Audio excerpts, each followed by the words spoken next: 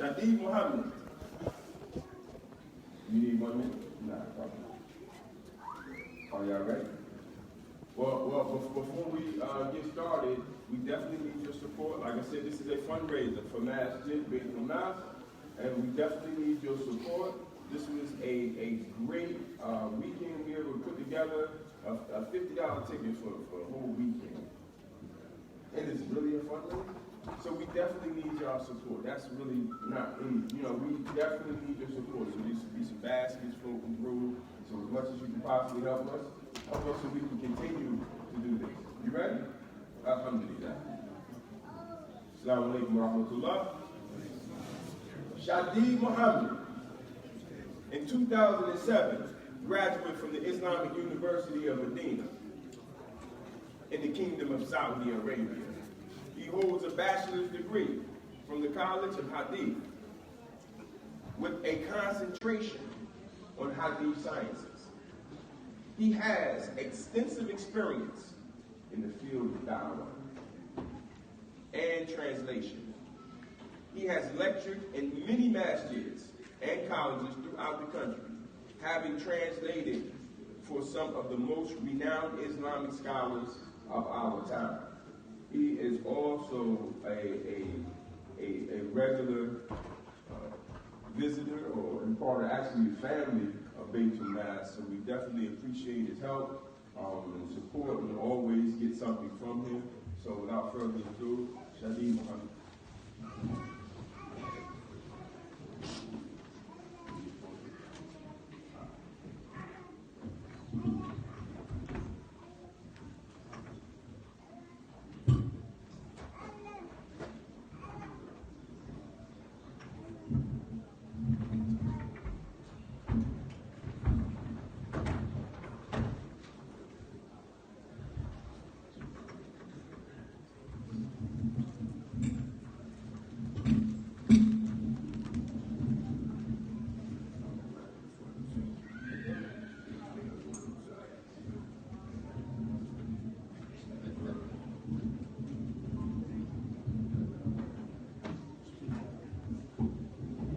السلام عليكم ورحمة الله وبركاته. الحمد لله رب العالمين والصلاة والسلام على أشرف الأنبياء والمرسلين وعلى آله وأصحابه أجمعين. So the topic of my discussion today will be 10 things that keep us separated, disunited. I'm going to begin with a line of poetry by Imam Shadeed Muhammad that I believe is pertinent to what we're getting ready to discuss. He has a line of poetry, or he has a whole book of poetry called Muniya, and the ending of each line ends in Ani. He said, Rahimahullah Ta'ala, وَالْعِلْمْ يَدْخُلُ قَلْبَ كُلَّ مُوَفَّقٍ مِنْ غَيْرِ أَبْوَابٍ وَلَا اسْتِئْذَانٍ وَيُرُدُّهُ وَالْمَحْرُومُ مِنْ خُذْلَانِهِ لا تشكنا اللهم بالقرآن. He said that knowledge enters the heart of everyone who has been favored by Allah subhanahu wa ta'ala without any barriers or permission. Knowledge just enters. If you're a muwaffaq, if you're someone that Allah subhanahu wa ta'ala has granted tawfiq, knowledge enters into your heart بِغَيْرِ أَبْوَابٍ وَلَا اسْتِئْذَانٍ, without any barriers, without any doors to knock on, and without any permission. He said, وَيَرُدُّهُ وَالْمَحْرُومُ مِنْ خُذْلَانِهِ. He said, and the one that has been deprived of knowledge will not receive knowledge. لَا تَشْكِنَا اللَّهُمَّ بِالْقُرْآنِ. Oh Allah, do not render us wretched so that we are deprived of your knowledge. Separation and division was condemned in the Quran in many places, with many nations, for one reason. Separation, discord, fragmentation, division was all condemned in the Quran. Never does Allah subhanahu wa ta'ala talk about separation, talk about division in a manner that is praiseworthy, because there's nothing praiseworthy about it. Fragmentation, division, separation is condemned in the Quran. Many nations were condemned for it. Many places in the Quran it is mentioned, and it's all for one reason. Because fragmentation and division infringes on the fundamental obligation on every human being, and that is to spend their entire lives in complete devotion to Allah subhanahu wa ta'ala.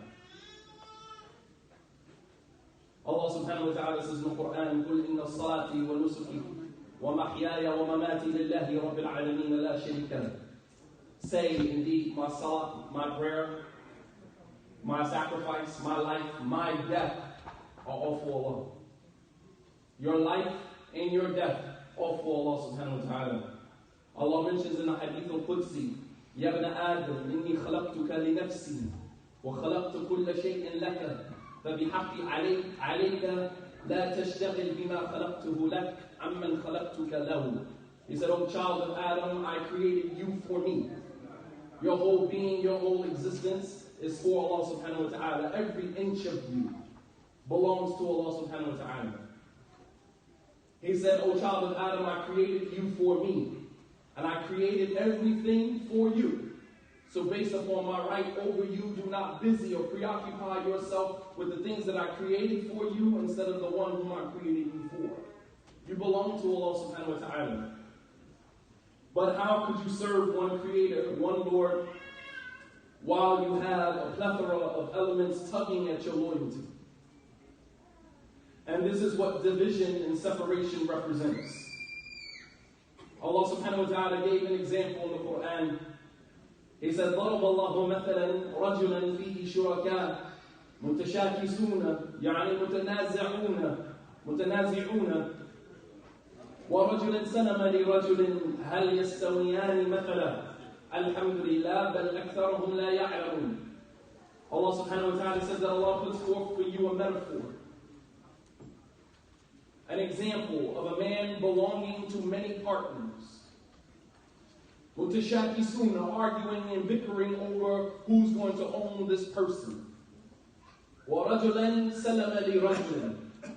And then another man who only belongs to one owner. هَلْ يَسْتَوِيَانِ مَثَلًا. Are these two examples the same? This is a rhetorical question.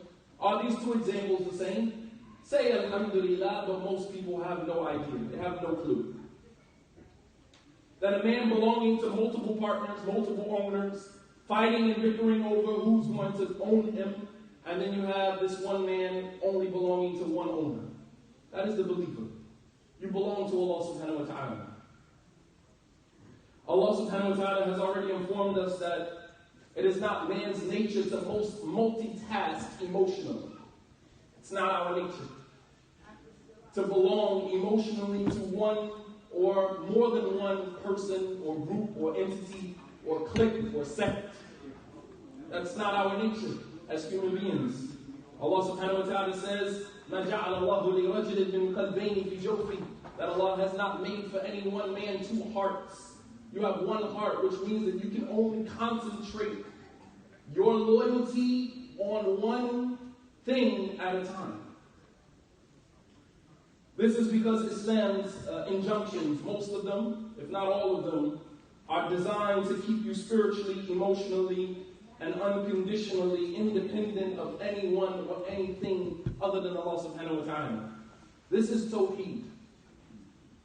When you belong to a clique or a sect, you have removed the rope of Tawheed from around your neck. You, as a servant of Allah subhanahu wa ta'ala, are supposed to remain mutafarriq lillah, independent of any entity other than Allah subhanahu wa ta'ala. Your loyalty is only to Allah subhanahu wa ta'ala. This is what Abu Bakr was trying to convey to the Sahaba when the Prophet ﷺ died. He stood in front of them and he said, مَنْ كَانَ يَعْبُدُ مُحَمَّدٍ فَإِنَّ مُحَمَّدًا قَدْ مَاتَ. Whoever from amongst you used to worship Muhammad, Muhammad's dead. Meaning your mission is over. If you were in this totally for the personality of Muhammad, then Muhammad is dead. Which means your mission is over. وَمَنْ كَانَ يَعْبُدُ اللَّهَ فَإِنَّ اللَّهَ حَيٌّ لَا يَمُوتُ. But whoever is in this to worship Allah, to serve Allah, then Allah subhanahu wa ta'ala is ever living and He never dies. Even the Prophet ﷺ told us, مَنْ صَنَعَ إِلَيْكُمْ مَعْرُوفًا فَكَافِئُوهُ. That whoever does something for you, then return the favor. He said, فَإِنْ لَمْ تَجِدْ مَا تُكَافِئُهُ بِهِ فَادْعُ اللَّهَ حَتَّى رَأَيْتَ أَنَّكَ كَفَيْتَهُ. that if you do not have the wherewithal to return back to the person the favor that they gave to you, make dua for the person until you feel that you have repaid them. Because it is a natural sentiment of the human being when someone does something for you, you feel indebted to that person. And you should never feel indebted to anybody, anyone, except Allah subhanahu wa ta'ala. This is the foundation. Before we talk about the dangers and the elements that are here that separate us and divide us. And it's the lack of understanding of this first and foremost that keeps us divided and disunited.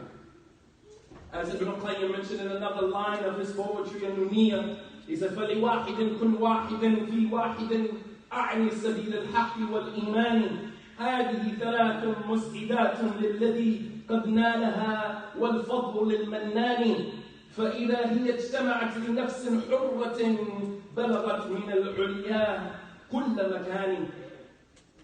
Only a person that understands Arabic would understand how deep this is. Translating it into English for you is going to lose some of the value of this line of poetry. He said, فَلِوَاحِدٍ, so for the love of one, كُنْ وَاحِدٍ, be one. فِي وَاحِدٍ, in one. أَعْنِ سَبِيلَ الْحَقِّ وَالْإِيمَانِ. And what I mean is the path of truth and the path of faith in Allah subhanahu wa ta'ala. He said, these are three mus'idat, three elements that will save your life in this world. قَدْ نَالَهَا وَالْفَضْلُ لِلْمَنَّانِ. And whoever is able to achieve these three, then the virtue, then the blessing is from al-Mannani, Allah subhanahu wa ta'ala, who benefits his servants. He said, and when these three unite in the heart of a slave that is free, nafsin hurra, you are free, you don't belong to anyone. He said, if these three elements are united in the heart of an individual that is free, he will be superior fi kulli makani, no matter where he is. When the Prophet ﷺ died, and Bilal was migrating to Sham, to the area of Damascus, where many of the Sahaba relocated after the death of the Prophet ﷺ. Bilal said that after the death of the Prophet ﷺ, he could not bring himself to call the adhan again. The first time that he ever uttered the words for the adhan was by the commandment of the Prophet ﷺ. He used to say to Bilal, Arihna, ya Bilal, give us alleviation from the pain of this world, ya Bilal, by calling us to the salah. When we hear the adhan to the salah, it's the sweetest sound that you could ever hear. The sweetest sound that you could ever hear, because now you get a chance to take a break from this world and go and communicate with the Lord of the world. Right? And so when Bilal was departing, Abu Bakr told Bilal, we need you here in Medina to call the adhan. And Bilal said something powerful to Abu Bakr. He said, Ya Abu Bakr, in a'taqtani li nafsik abqa. He said, Bilal, Abu Bakr, if you free me for yourself, then I'll stay. Because Abu Bakr was the one who purchased his freedom. He said, in a'taqtani abqa. If you free me for yourself, I'll stay. وَإِنْ أَعْتَقْتَنِي لِلَّهِ فَدَعْنِي. He said, but if you free me for Allah, then let me go. You don't own me. I don't belong to you. I don't belong to any of you. If you free me for yourself, then I'll stay. But if you free me for Allah subhanahu wa ta'ala, then leave me to go where I please. Unfortunately, disunity and fragmentation has become the new norm in our communities, and many African American Muslim communities, while unity is all but unnatural. And when the unnatural becomes the normal, it becomes very difficult to gauge what the real norm is. I'll say that again. When the unnatural becomes the norm, it becomes difficult to gauge what the norm is, what the real norm is. The real norm is unity. But we've been functioning with disunity for so long, it has now become the new norm for us. So we don't know anything else. Our children don't know anything else but fragmentation and division, because that's all they've seen. Allah subhanahu wa ta'ala mentioned this same dynamic with the Christians. Allah subhanahu wa ta'ala says, مِنَ الَّذِينَ قَالُوا إِنَّ النَّصَارَى, and from those who say, we are Nasara, we are Christians. أَخَذْنَا مِيثَاقَهُم, we took from them a covenant that they would be obedient to Allah and they would remain united upon obedience to Allah. فَنَسُوا حَظًّا مِمَّا ذُكِّرُوا بِهِ, but they forgot a portion of the covenant that they agreed to. فَأَغْرَيْنَا بَيْنَهُمَ الْعَدَاوَةَ وَالْبَغْضَاءَ إِلَى يَوْمِ الْقِيَامَةِ.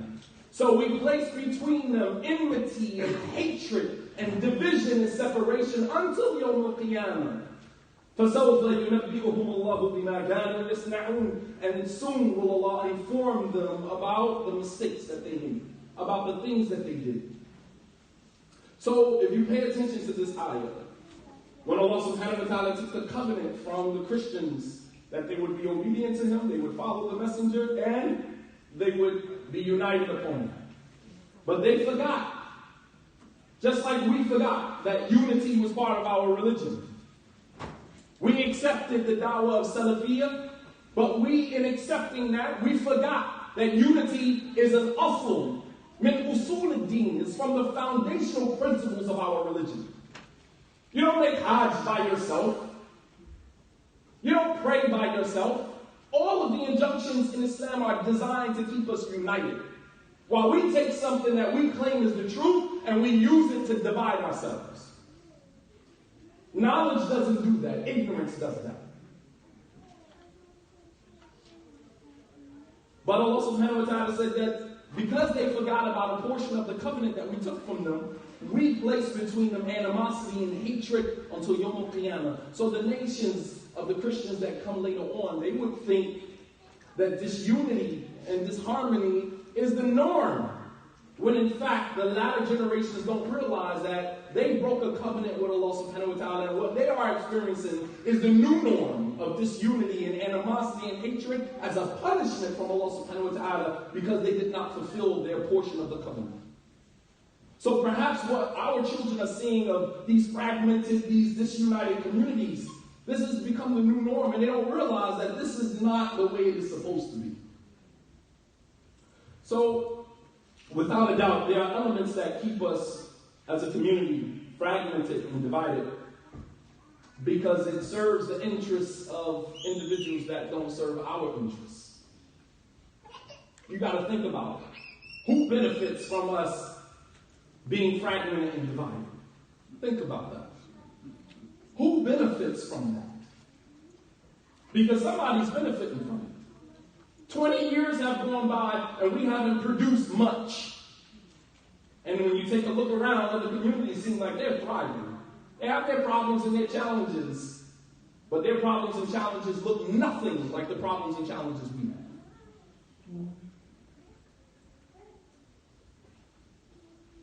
And don't think that communities, nations cannot be jealous of other nations. Allah subhanahu wa ta'ala mentioned about the Jews, about Bani Israel. أَمْ يَحْسَدُونَ النَّاسَ عَلَى مَا آتَاهُمُ اللَّهُ مِنْ فَضْلِهِ. Are you jealous of these nations because of the bounty and the virtue that Allah has given them over everyone else? It's without a doubt there's potential in this room right now. And there's some people that are hoping that that potential never gets a platform to flourish. And they will do whatever it takes to make sure we stay exactly where we are. So while this community falls apart, that community falls apart, other communities seem to be doing okay. And you have to understand that that's by design. That's not a coincidence. So inshallah ta'ala, we're going to mention 10 reasons that keep us separated and divided. I want you guys to take close attention. We may not get through the whole 10, but as the scholars say, مَا لَا يُدْرَكْ كُلَّهُ فَلَا يُتْرَكْ جُلَّهُ. If we can't complete all of it, then we won't leave most of it.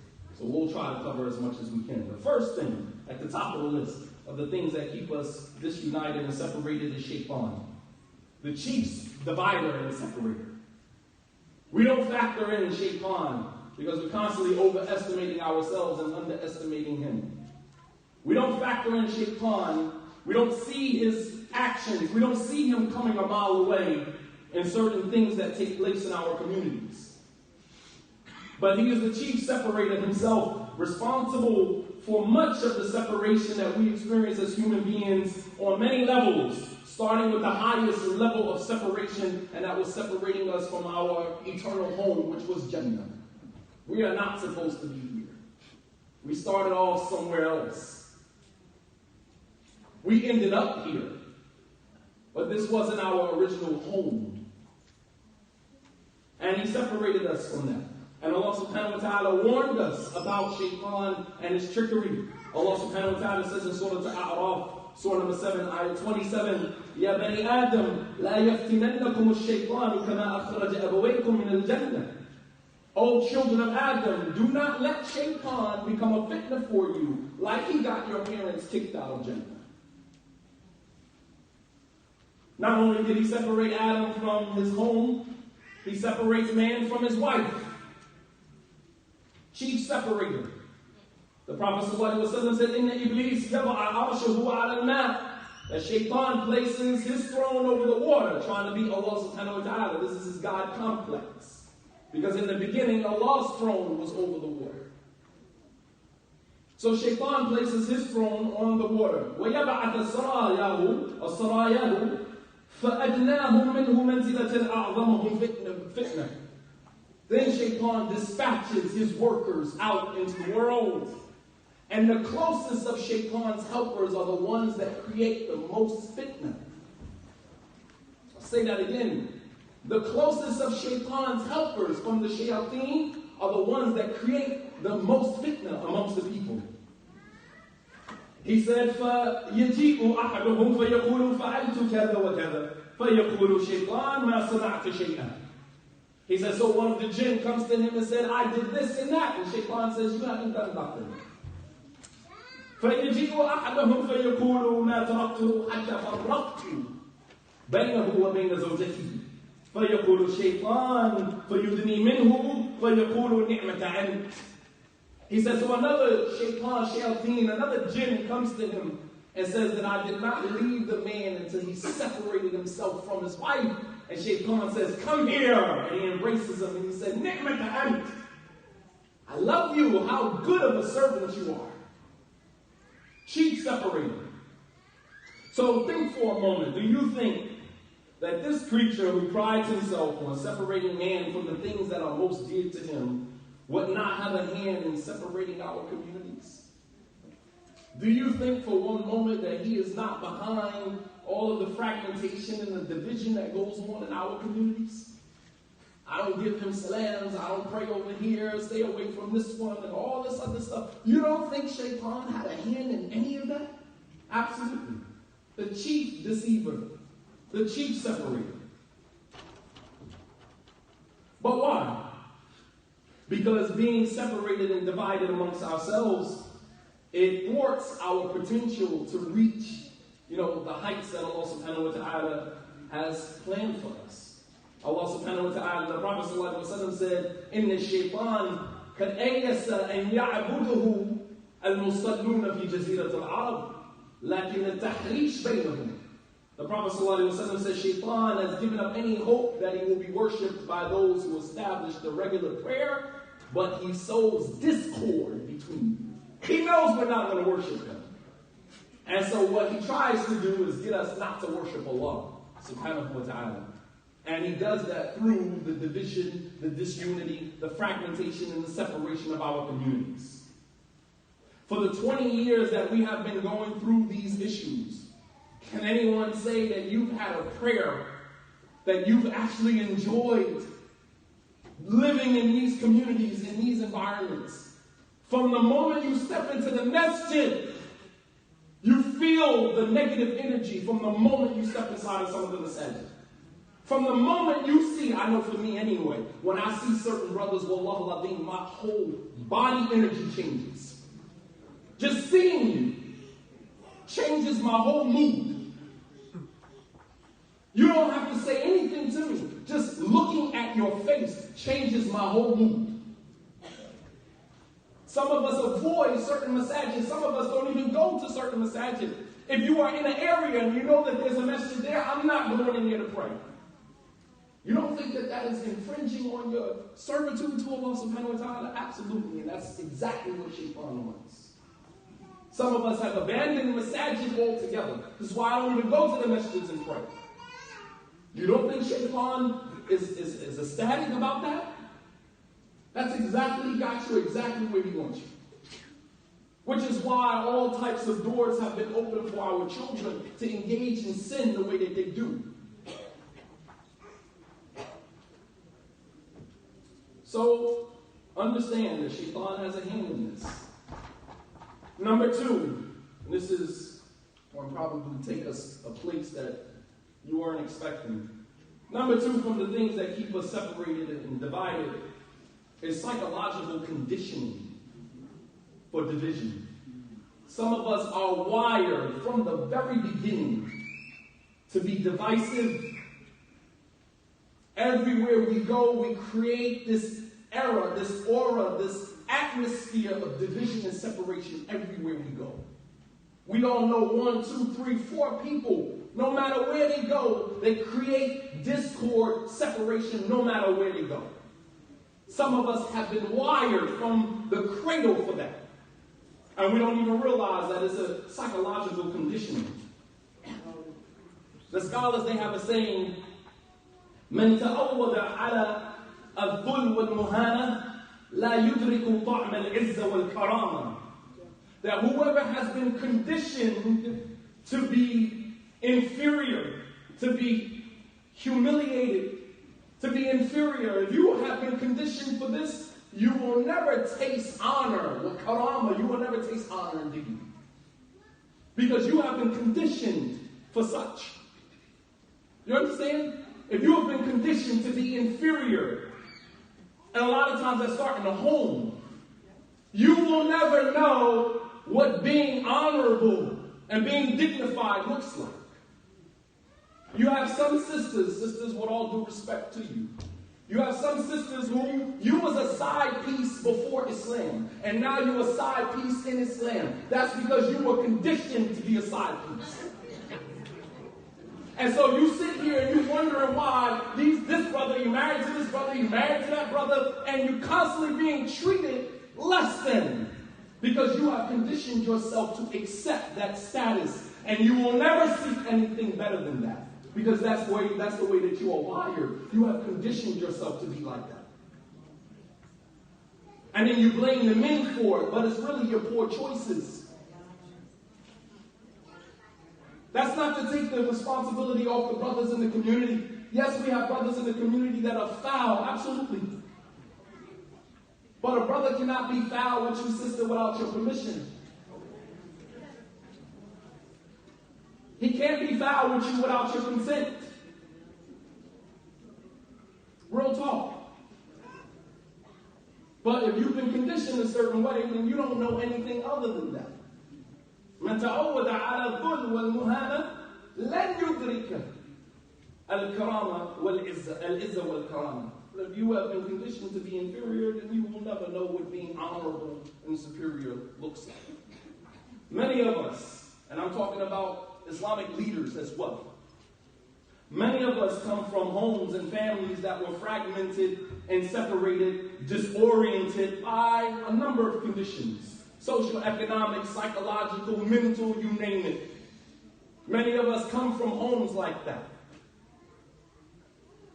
And unfortunately, as a result of this, we have failed, even in our imamship, even in our leadership, we failed to transcend this mentality of separation and division.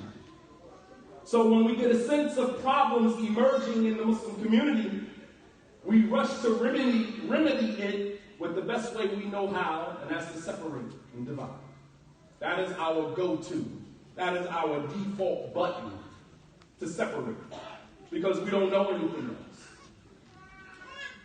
That's all we know, is to separate and divide.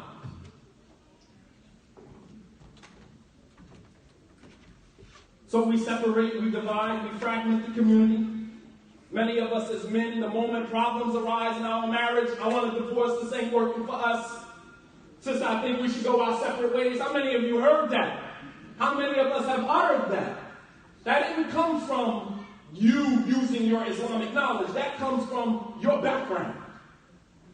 Sis, I don't think this is working. Of course it ain't working. We're two different people, came from two different backgrounds, sharing the same space at the same time. Obviously it's not working. We have to make it work. That's what a marriage is about. There's certain souls that had an affinity to one another before we inherited these bodies, but they are few and far in between. Most of us were completely opposites. And Allah subhanahu wa ta'ala gives you the opposite person in your marriage for a reason. Because all of the problems that you experience in your marriage is a reflection of the problems that you have inside of you. Fix you, fix your marriage. Stop jumping from relationship to relationship to relationship looking for the quote-unquote right one. You had the right one the first time. And sometimes we don't realize that until we've been married 3, 4, 5 times and we say, damn, I should have stayed with the first person. Real talk. You had it right the first time. But we have been conditioned to not tolerate, to not stand in our discomfort. So as a result of that, we remedy every problem in our lives by running. And unfortunately, we have Muslim leadership in our community that does the same exact thing, and they pull the whole community with them. I'm leaving this community. Look how many brothers left Masjid Rahman. This particular imam moves to Atlanta, you take the whole half of the community with you. Because this is how we have been conditioned. We remedy everything with running. And we don't realize that we are destroying, fragmenting, separating, dividing our communities as a result of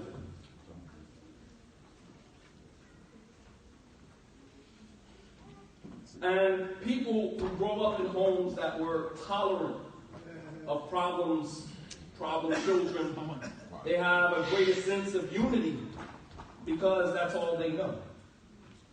When you put people in leaderships that come from huge families, doesn't necessarily mean there's no dysfunction there, but they come from huge families. You will find that leaders like that are more likely to be tolerant of problems and challenges, and they stay put because that's how they've been reared. That's how they were conditioned. It's no coincidence that the Prophet ﷺ used to be a sheep herder.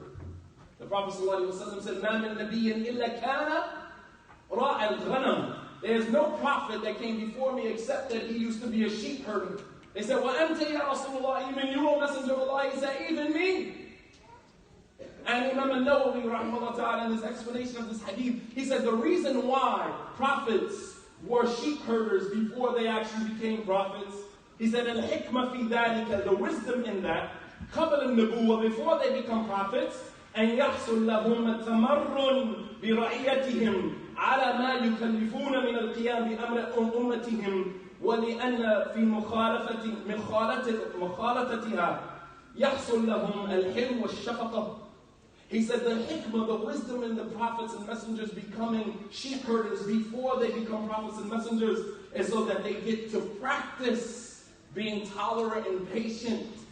Sheep are the most difficult animals, as Sheikh Uthaymeen mentioned, the most difficult animals to keep in one place together. We always see those images of the sheep jumping out or jumping over. That's real. It's very difficult to get them to stay in one place at the same time. So by the prophets and messengers having the sheep herding experience, it prepares them for the responsibility of taking care of an ummah when they become prophets. And it teaches them, as he said, al-hilm wa shafaqa. It teaches them al-hilm, it teaches them tolerance, and it teaches them shafaqa, compassion. Which is what a person who is driven by separating and dividing doesn't understand that. They don't understand tolerance, be patient. They don't understand that. So they separate the whole community and they take everybody along with them. We have to correct that problem. When we put people and leaders themselves, imams have to humble themselves and realize that they don't have all of the answers. They don't. And some of our personal issues in our own personal lives now begins to trickle over into our leadership and infringe on our ability to serve you, the community, the way that we are supposed to. Some imams, we have mental health issues that are never addressed. And we stand in front of the community, we grab the microphone, we speak a little bit of Arabic, and we paint this picture. We throw a blanket over our problems and act like everything is okay, and everything is not okay. And many of the community see it. It's not okay. Because we're hurting the community in the worst way. Abdullah ibn Mas'ud radiallahu anhu, he mentioned in a very profound statement, he said, مَا تَكْرَهُونَ فِي الْإِجْتِمَاعِ خَيْرٌ مِمَّا تُحِبُّونَ فِي الْفُرْقَةِ. What you hate united is better than what you love divided.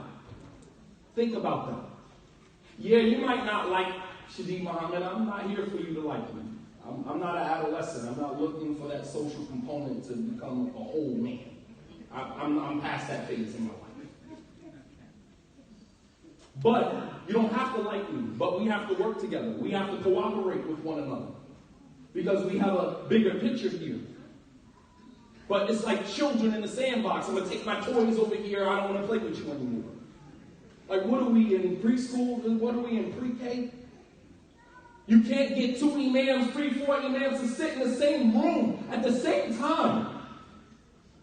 If he's going to be there, I don't want to meet with him. It's like, what are you in pre-K?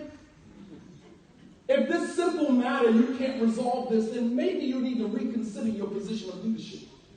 Maybe you're not fit for this. But you're not going to take your community, go off into a corner somewhere and worship, excluding the rest of the ummah. That's not the way that it works. That's not the blueprint that the Prophet ﷺ gave us. And so a person who has been psychologically conditioned to separate when things don't align with his paradigm, he will never understand or grasp the concept of unity. He will never get it. We will always look for reasons not to unite, instead of looking for the reasons to unite. I can think of 1,000 reasons right now why we should be united, and some imams that don't agree, that don't want to be united, will think of 1,000 reasons why we shouldn't be. Because you have been wired that way. Number 3, and this is a big one for all of us, from the things that keep us disunited is our ego. Yeah, the ego, man. We'll toss our whole marriage out to salvage our ego. We'll toss the kids, we'll throw everything away just to keep that ego. Allah subhanahu wa ta'ala promised Jannah for those who did not seek superiority on the earth. And there's no greater detriment to the building and constructing of a community or of anything that is of value, of substance, that affects the lives of many than the ego. And this is why the reward for suppressing the ego is so great. Allah subhanahu wa ta'ala says in the Quran, in Surah Al-Qasas, ayat 83, Allah subhanahu wa ta'ala said, تِلْكَ الدَّارُ الْآخِرَةِ نَجْعَلَهَا لِلَّذِينَ لَا يُرِيدُونَ عُلُوًّا فِي الْأَرْضِ وَلَا فَسَادًا. That this is the home of the hereafter, that we have promised for those of you who do not seek عُلُوًّا فِي الْأَرْضِ. You do not seek superiority in the earth, وَلَا فَسَادًا, nor corruption. And the scholars, they say, al-'uluwan fil ard, superiority in the earth, means at-taraffu' ala khalqillah wa ta'azum alayha. It's to seek to place yourself above the creatures of Allah subhanahu wa ta'ala, the servants of Allah. The ego, brothers and sisters, manifests itself in the form of making one's opinion supersede that of others. My opinion is the only opinion. The Prophet ﷺ informed us that there will come a time where people would become highly opinionated. We would live in a time that this ummah would experience a time where people put their opinions above everything. The Prophet ﷺ told one of his companions, "I'tamiru bil ma'ruf wa tanaha 'anil munkar." Continue to enjoy what is good and forbid what is evil. Hatta ra'ayta shuhhan muta', until you see people obeying their fear of poverty.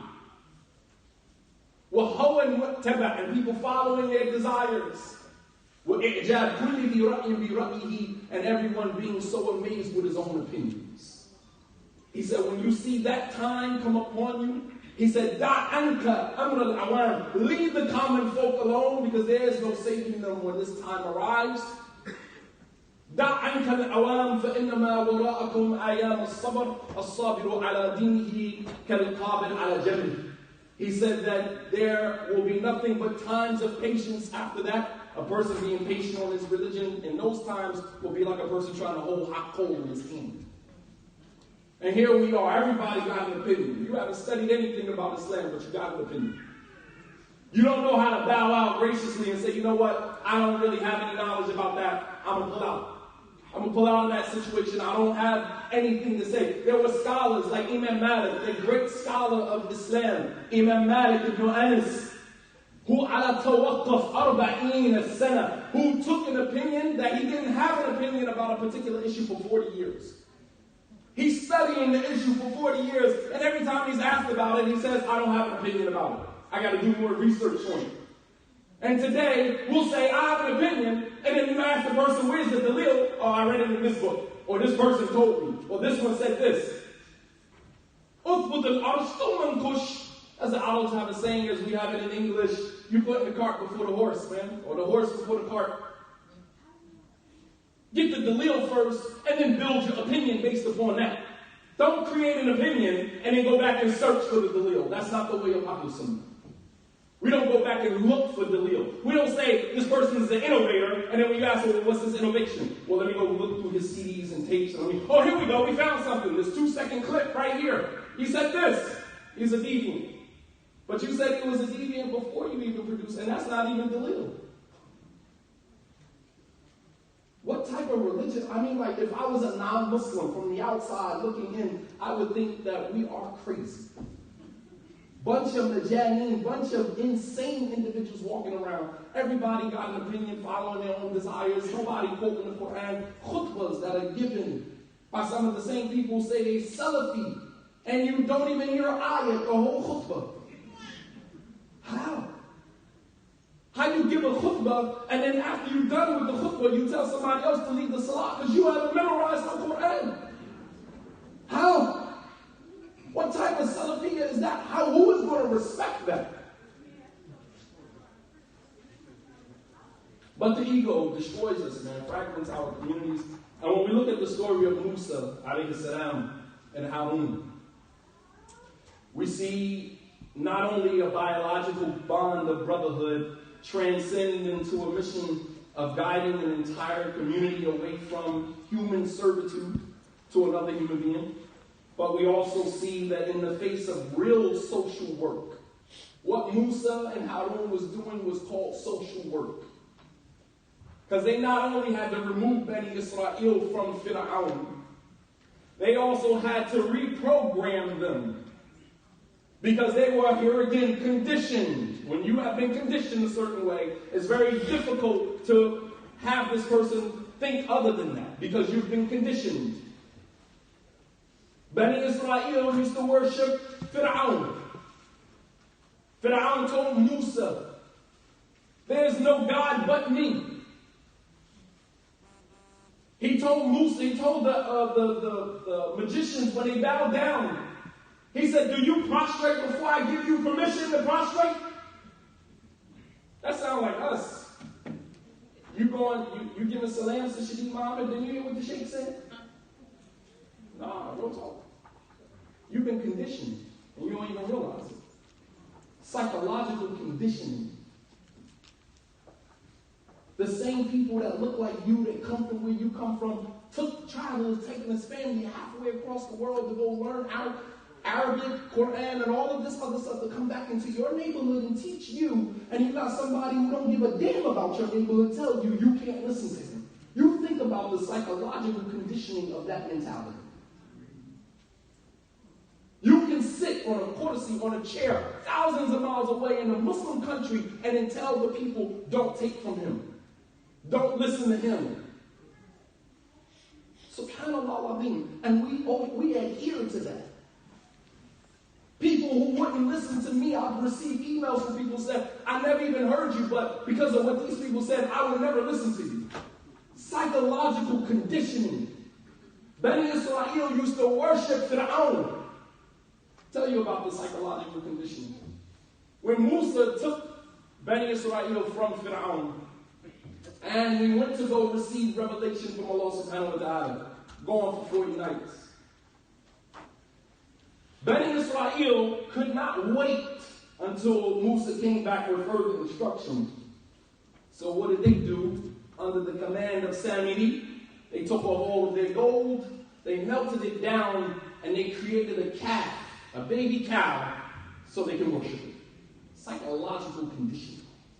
You have been conditioned to serve and worship something, no matter what it is. But it can't just be God. It has to be something or someone tangible. Psychological conditioning. Even though he removed them from the shackles of servitude to Fir'aun, they took it upon themselves to worship. As I gave you the quote by Carter G. Woodson many times, when a person is inferior, you don't ever have to worry about his statements or his actions. You've been conditioned to be inferior. And if there's not a back door, his very nature will carve one out. Because that's your nature. You have been conditioned to be inferior and to remain that way. But guess what? We are going to end up having a civil war because I ain't conditioned like that. And as long as I'm here and Allah subhanahu wa ta'ala is giving me life and blood is flowing through my veins, we're going to fight because I'm not built like that. And I'm not accepting that. Those standards are less than what I had as a non-Muslim. And I refuse to become a Muslim and become a servant to anybody's opinion. I refuse. So if that's what our ummah is going to come to, then we have to draw a line in the sand, and I will be standing in my discomfort, and I don't care. Because many, and let's be real, because many prior to this lecture here would probably not have been here. You hear now, وَلِلَّهِ الْحَمْدِ. But that is after a journey of confusion. Real talk. I've shaken hands with individuals who look me in my face that prior to this, 2-3 years ago, you wouldn't even give me salams. And it's all good. I don't hold nothing against you, man. You was a slave. I wasn't. Alhamdulillah, the light bulb went off. And I'm not saying that in any disrespectful way. But we got to call it as it is. We're not going to make a transition and act like I don't own what I was and what I was doing. No, you own that. And stand in that discomfort. Stand in that discomfort, but don't get up brand new and act like, we were all on the same page. MashaAllah, I'm down with the movement, brother. Nah, man. Nah, you wasn't down with that. You was a slave. And that's okay. That's okay. Because we're doing our sheep herding right now, man.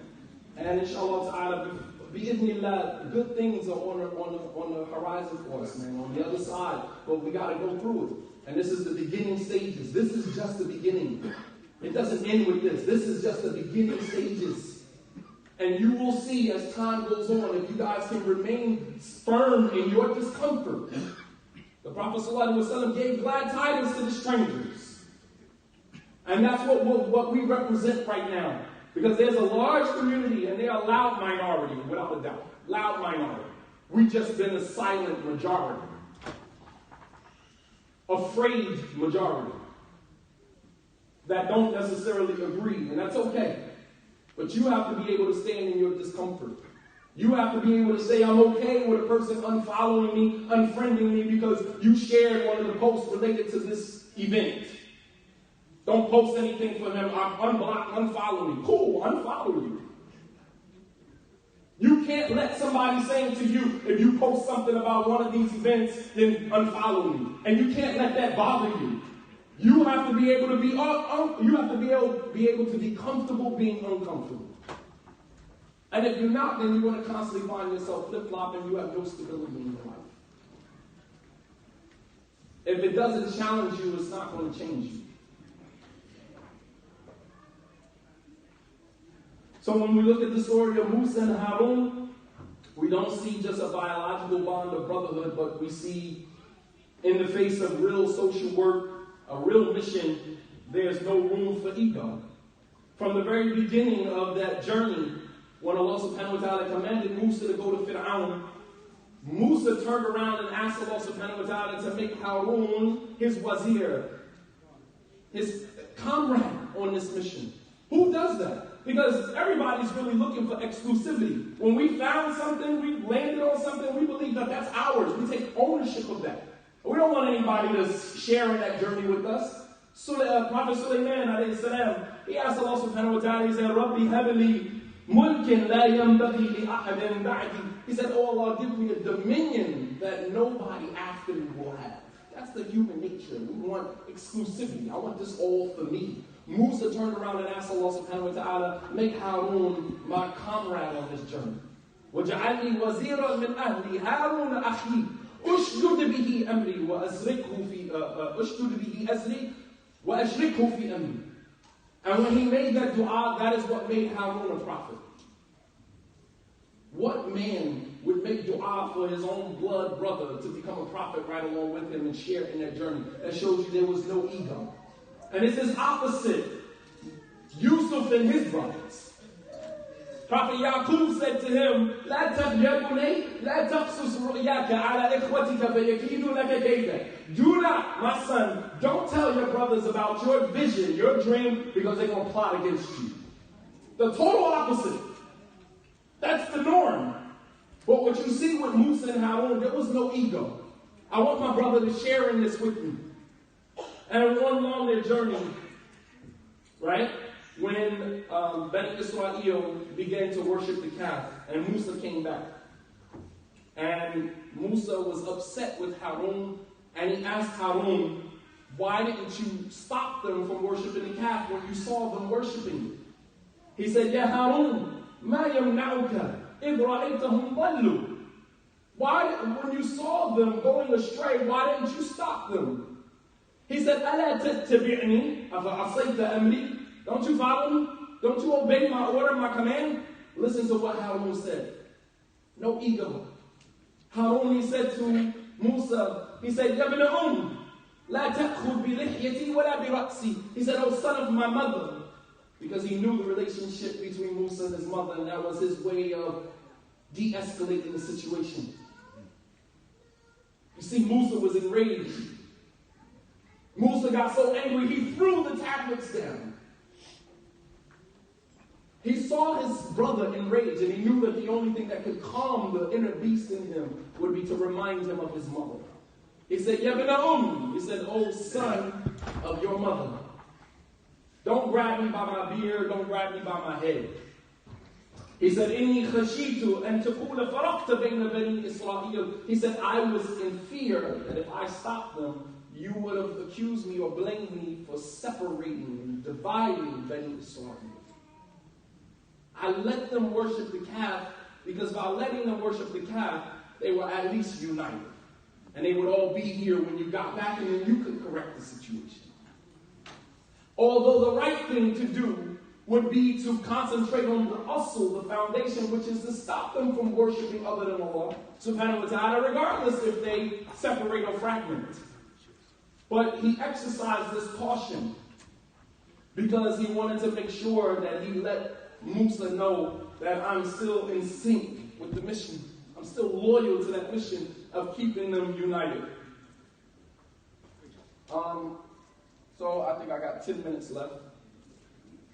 Number 4, from the things that keep us divided and fragmented is the divide and conquer tactic that is used by the dominant culture, the hegemony. Here's a word for you. The hegemony there. Our fragmentation and separation and division is by design. Make no mistake about that. It was by design even before we became Muslim, and make no mistake about that, it's still part of the design even while we're Muslim. In every time, in every era, there is a plot to keep the marginalized, the underprivileged, to keep them divided. Because they have the potential to upset the social order if any one of them. Don't you know that there was a time in America where it was impermissible for black people to be educated? If you were caught with a book, you could be put into servitude. You could become a slave. You weren't allowed to be an educated slave. And we're still dealing with that right now, because when you say, well, what's the Sheikh's dalil? Who are you to question the Sheikh? Oh, okay. So the Sheikh can't be questioned. Here we are talking about Quran and Sunnah and bring dalil, but then when we ask that for the Sheikh, it doesn't apply to them. We're not Sufis. That's what they do in the Sufi tariqah. The Sheikh is above being questioned. Not in Ahlul Sunnah wal Jama'ah. Not in Salafiyyah. It doesn't work like that. Dalil, evidence, no matter who you are. As Brother Imam Ali said last night, no one is above Allah's law. Nobody. Nobody. But you weren't allowed to be educated, and you're still not allowed to be educated. Because you can't take from him, you can't take from him, you can't take from him. Your children can't go to Islamic school, you can't pray over here, you can't pray over here. So we just, sisters can't work, right? You got to stay at home. Even if you got a master's degree, it's haram for you to work. So it's okay for our women to be on welfare, right? Get on welfare. MashaAllah, tabarakallah. We trying to get off of welfare. We come into Islam and we got scholars telling us it's haram for Muslim women to work. Going right back on the system. Think about that. And we're the only community in America that accept those standards. Because your position is Pakistani. Yeah. Miss Khan. She's Pakistani. Yeah. Your gynecologist. Dr. Khan, right? And it's okay for them. But for us, haram. Sisters having master's degrees, marrying brothers, and him telling you, you can't work. It's haram for you to work. You can't intermingle with the kuffar. But you can sell oils and touch the hand of women. But it's haram for her to go into a professional field and provide for the whole family, because what you making, the peanuts you bringing home ain't doing it.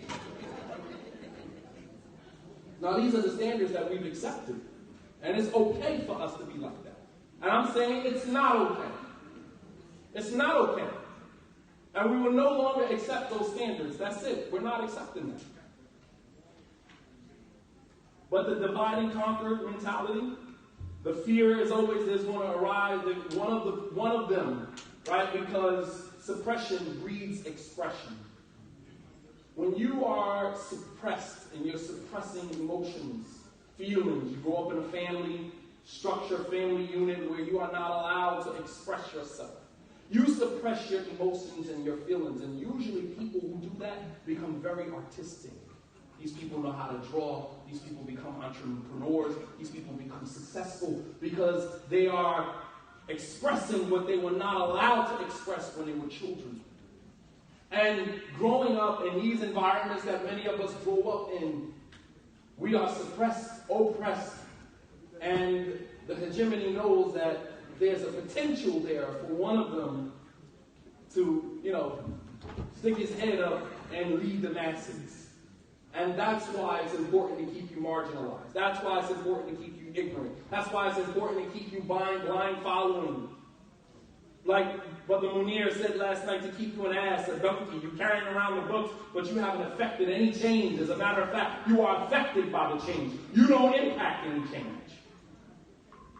And this is exactly what Fir'aun feared with Bani Israel, which is why he began to eliminate the males from Bani Israel, one after another.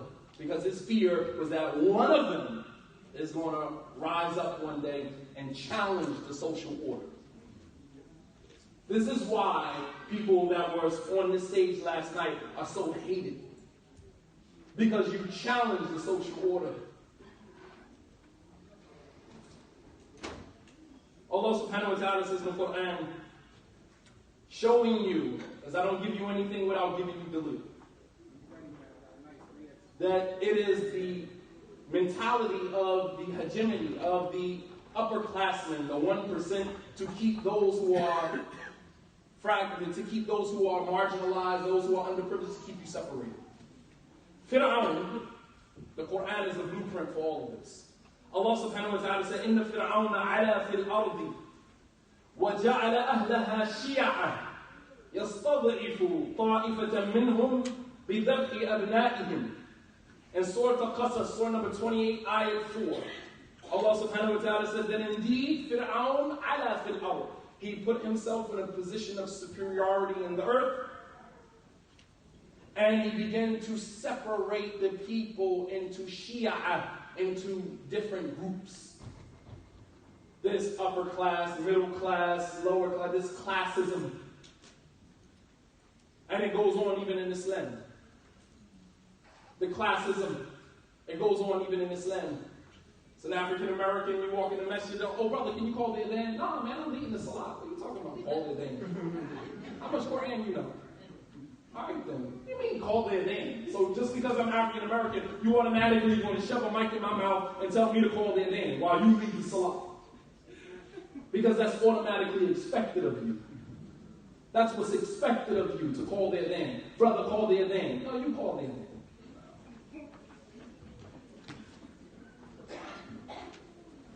But Allah subhanahu wa ta'ala says that indeed Fir'aun has put himself above others in the earth, and he began to fragment and separate. وَجَعَلَ أَهْلَهَا شِيَعًا. He began to fragment the people, separate them into different groups and sects. And he began to يَصْطَضْعِفُ طَائِفَةً مِّنْهُمْ, marginalize a particular group from amongst them, killing their boys and letting their girls live. And this allows for the political machine to continue in its dominance over the minority, marginalized people, because it is a united minority against a divided majority. I'll say that again. It is a united minority against a divided majority. And the moment we love unity just as much as they love disunity, then we'll become a powerful force. We'll become a force to reckon with. We have to love unity just as much as others love disunity. I was just reading earlier on Twitter that there was a white supremacist march. And one of the white supremacists was standing there yelling, racial slurs, and a young African American man walked up to him and hugged him. You need a hug, man. I'm sorry your parents beat you. I'm sorry your mother was a narcissist. I'm sorry your father drank and beat your mother. I'm really sorry for you. But the world is not a place for that. You need a hug. And he hugged them. And some of these brothers and sisters who say, oh, don't listen to this one. He's a haram. He's this. He's a this. He's an ikhwani. Man, you need a hug, man. You need a hug. Really. I say this to my fifth graders. I have one who's always coming in. He has a hoodie on his head. He sits in the back. And every time he's not paying attention, I say, I'm going to walk in the back and I'm going to give you a hug. And he straightens up because that's uncomfortable. And I get it. Your parents don't show you love at home. I understand that. And that means, as a brother stopped me in the hallway, he said that we can begin changing our condition through love, compassion. And so when people meet you with all of this hostility, you have to confront that with compassion and love. Don't confront that with hostility. Allah says, idfa' billati hiya ahsan, repel evil with what is better. We don't meet fire with fire, only end up with ashes. I'm not meeting you with fire and fire. You lie on me, you say this, I have no other choice but to be obedient to Allah concerning you. I don't mean I'm not going to defend myself. But even in me defending myself is mercy, because by me putting you in your place, perhaps you won't do it to nobody else. So with that, inshallah ta'ala, we'll stop here. Wa sallallahu ala nabiyyina Muhammad wa ala alihi wa sahbihi wa sallam tasliman kathira. Wa akhiru da'wana alhamdulillahi rabbil alameen. Inshallah, we'll continue this discussion at another time. Right now, what I would like for the brothers and sisters to do is to help the community out in covering the overhead for this. And if everybody could give, there's about maybe 200 people, 300 people in this room right now. If everybody gave $10, right, we could actually raise $3,000, $4,000 just on $10. And that's something that most of us are going to go out. We're going to go, I saw some of the brothers going shopping. Heck, I went shopping myself. Right? I went shopping myself. So I'll set it off. I'll start, inshallah ta'ala. And where's the sadaqah buckets, brother? Oh, come on, man. We're still on the draw. We're still on the draw, man. 1, 2, 3, 4, 5. Not asking you to give more than $10. If everybody here gave $10, inshallah ta'ala, that would help to cover the overhead. Here you go, Sheikh. Since I started it, I'll leave with the first 10 right there. If everybody gave $10, that's not a lot of money. But collectively, when we put all of that together, it's a lot. And if somebody doesn't have 10, you can give sadaqah on the person that doesn't have 10 and give 20. Turn to the brother or sister to the right of you, left of you. If they don't have 10, I'm going to give 10 on your behalf. We would like for one of you ballers in here to say, you know what, I'll cover the whole room and give my check for 1,000, 2,000. I don't know. Are we built like that? I know some of the sisters are.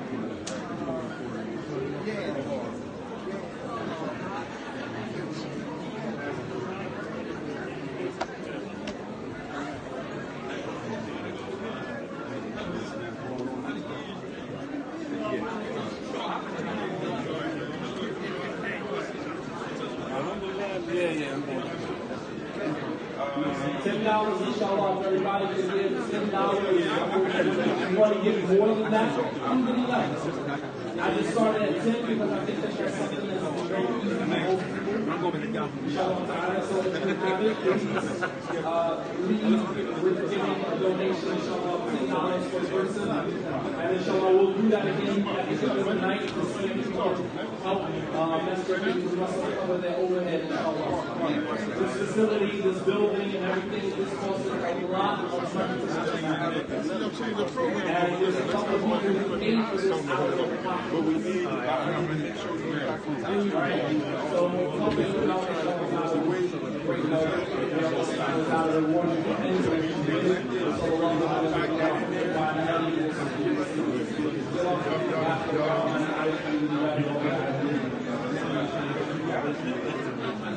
you haven't prayed Asa. Asa is being prayed now. And we'll pray Asa's pleasure, as well as the Islam prayer. We are flowing down to support the inshallah, they'll pray Asa's prayer.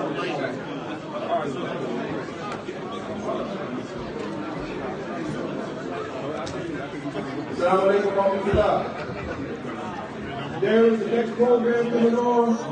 The brother Shadeed will be coming on, and we're going to offer Oscar for those of us who are here. I know the travelers and other congregations. Please make it on over to the convention center expeditiously so that we can pray and get back and enjoy the rest of the festivity. Alhamdulillah, assalamu alaikum wa rahmatullah. Okay, for those who pray, you can say it.